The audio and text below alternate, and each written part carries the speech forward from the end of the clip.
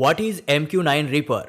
An MQ-9 Reaper drone belonging to the United States Air Force recently crashed into the Black Sea due to collision with Russian Su-27 jet fighter. About MQ-9 Reaper. The MQ-9 Reaper, also known as the Predator B, is an unmanned aerial vehicle capable of remotely controlled or autonomous flight operations. It is developed by General Atomics Aeronautical Systems, primarily for United States Air Force. It is remotely operated by two-person team consisting of pilot and aircrew member who operate sensor and guides weapon. The US uses the MQ-9 Reaper for both the surveillance and strikes.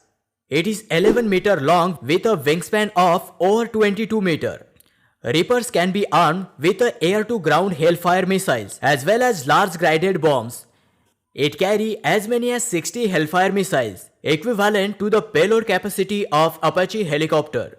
It can fly at the altitude of 50,000 feet, at nearly about 15 km, and can loiter over the target for the over 27 hours.